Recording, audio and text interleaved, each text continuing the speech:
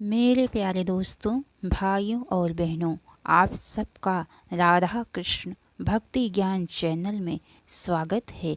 आज माघ मास की 9वीं तिथि है और आज मैं आप सबको माघ मास के महात्म्य का 24वां अध्याय सुनाने जा रही हूँ, जो कि बड़ी अच्छी है। तो चलिए दोस्तों, आप सबको माघ मास के महात्म्य का 24वां अध्याय सुनाती हूँ। लोमस ऋषि कहने लगे कि वह राजा पहले तो तामिस्र नामी नरक में गया, फिर अंध तामिस्र नरक में गया, जहाँ पर फिर काल सूत्र नामी महा नरक में गया, फिर मूर्छा को प्राप्त हो गया, फिर मूर्छा से चेतना आने पर तापन और संत्रापन नाम के नरक में गया। अनेक दुखों को भोगता हुआ वह प्रताप नामक नरक में गया। तब काकोल, कूर्मल, पूर्त मृत्तिका, लोह शंकु, मृजीप आदि नरकों में भोगता हुआ 80 पत्र वन में पहुँचाया गया। फिर लोह धारक आदि नरकों में गिराया गया। भगवान विष्णु के साथ द्वेष करने के कारण वह 21 युग तक भयंकर नरकों की यातना भोगता हुआ नरक से निकलकर हिमालय पर्वत पर बड़ा भारी पिचास हुआ। उस वन में भूखा और प्यासा फिरता रहा। उसको मेरू पर्वत पर भी कहीं खाने को नहीं मिला और ना पीने को जल। होत व्यथा के कारण वह पिचास घूमता हुआ एक समय लुप्त प्रतवर्ण नाम के वन में जा निकला। बहेड़े के वृक्ष के नीचे वह दुखी होकर हाय हाय मैं मरा, हाय मैं मरा ऐसे जोर जोर से पुकारने लगा और कहने लगा, भूख से दुखी मेरे इस जन्म का कब अंत होगा। इस पाप रूपी समुद्र में डूबते हुए मुझको कौन सहारा देगा। लोमस जी कहने लगे कि इस प्रकार वेद पाठ करते हुए देवधूति ने उसके दुख भरे वचनों को सुना और वहाँ पर एक पिशाच को देखा, जिसकी लाल डरावनी आंखें, दुर्बल शरीर, काले काले ऊपर खड़े हुए बाल, चेहरा विकराल, काला शरीर, लंबी सी जीभ, बाहर निकली हुई, लंबे होंठ, लंबी जांघें, लंबे लंबे पैर, सूखा चेहरा, गड्ढे जैसी आंखों वाले पिशाच को देखकर देवधूति ने उससे पूछा कि तुम कौन हो और ऐसी करुणा से क्यों रोते हो। तुम्हारी यह दशा कैसे हुई और तुम्हारा मैं क्या उपकार करूं। मेरे आश्रम पर आ जाने से कोई प्राणी दुखी नहीं रहता और वैष्णव लोग आनंद ही करते हैं। सो हे भद्र, तुम अपने इस दुख का कारण जल्दी कहो, क्योंकि विद्वान मनोरथ पाने के लिए विलंब नहीं किया करते।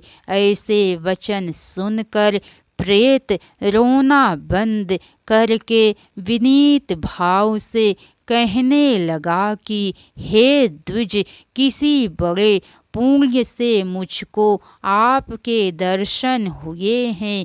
बिना पुण्य के साधुओं की संगति नहीं मिलती। और फिर उनसे पहले जन्म का वृतांत कहा कि हे भगवान, विष्णु के द्वेष के कारण मेरी यह दशा हुई है।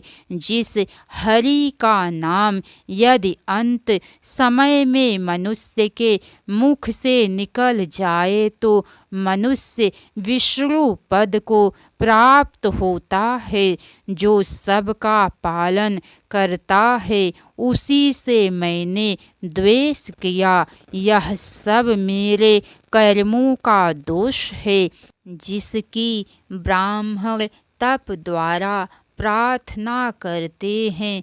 ब्रह्मादि देवता, शनकादि ऋषि जिसको मुक्ति के लिए पूजते हैं, जो आदि मध्य और अंत में विश्व का विधाता और सनातन है, जिसका आदि मध्य और अंत नहीं है, उस भगवान के साथ मैंने द्वेष किया।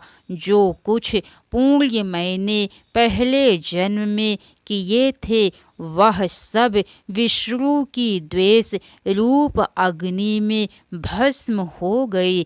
यदि किसी प्रकार यह पाप नाश हो जाए तो मैं भगवान विष्णु के सिवाय किसी और देवता का पूजन नहीं करूँगा। विष्णु भगवान से द्वेष करके मैंने बहुत दिनों तक नरक यातना भोगी और अब 50 योनि में पड़ा हूँ। इस समय मैं किसी अच्छे कर्म के योग से आपके आश्रम में आया हूँ, जहाँ पर आपके सूर्य रूप दर्शन ने मेरे दुख समान अंधकार को दूर कर दिया है।